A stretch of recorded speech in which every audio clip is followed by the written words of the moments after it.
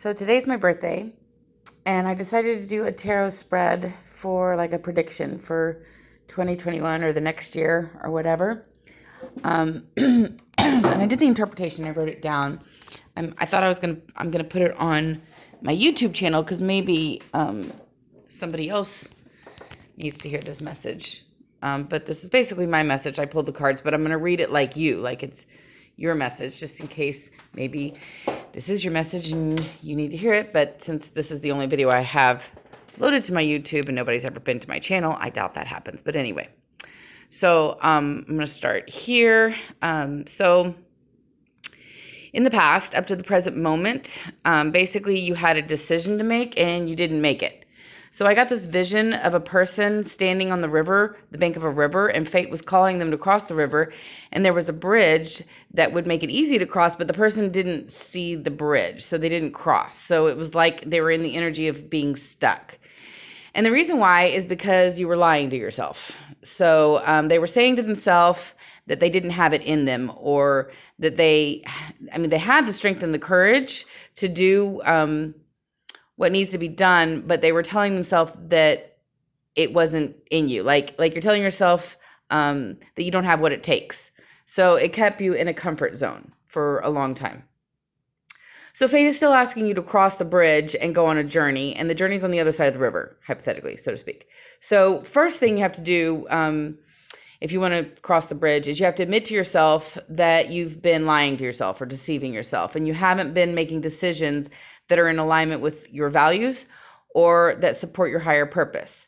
So the bridge, so to speak, is basically that.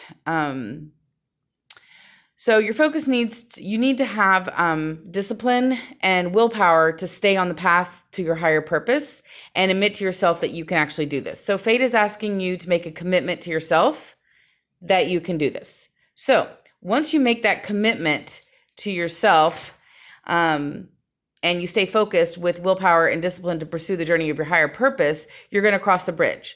So on the other side of the bridge, so to speak, on the other side of the river, this is in the immediate future. The first thing you run into is a project. And this project is in the material world, meaning it's not spiritual or emotional work, but it's something that it's going to bring you money, like a business or an idea or a product. Or it's a project in the actual material world, is my point.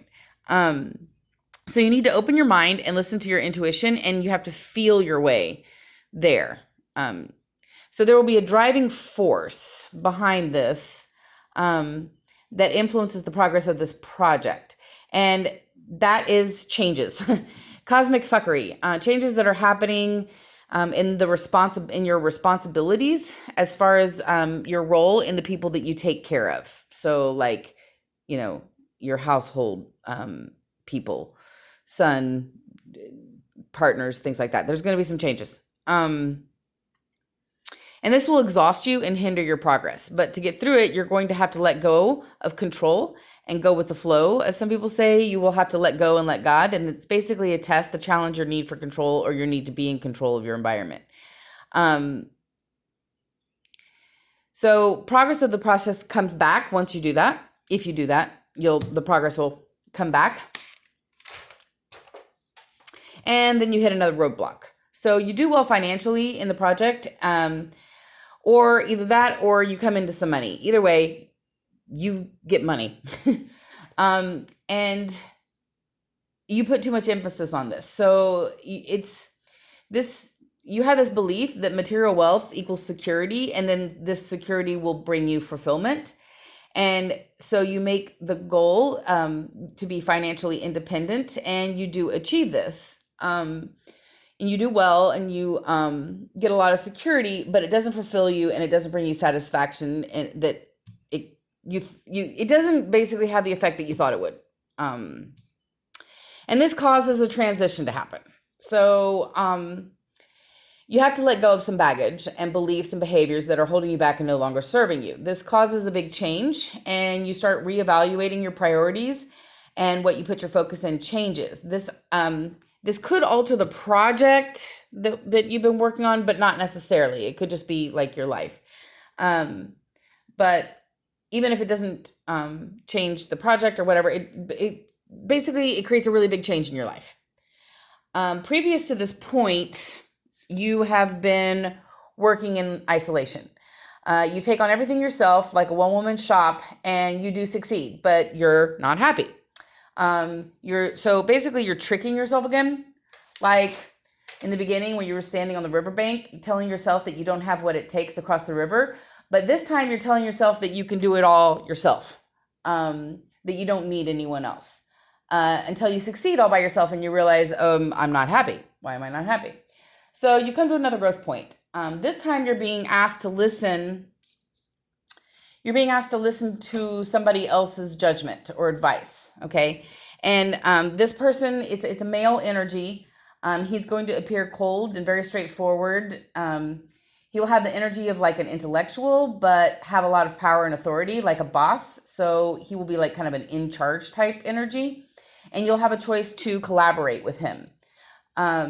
This is some kind of relationship. I don't know. I'm not saying it's like romance, but it could be about the project, actually. I don't know. But there's some kind of collaboration. So I'm going to call this guy Mr. Big, like Mr. Big from Sex and the City, because that's kind of like his energy that I'm getting.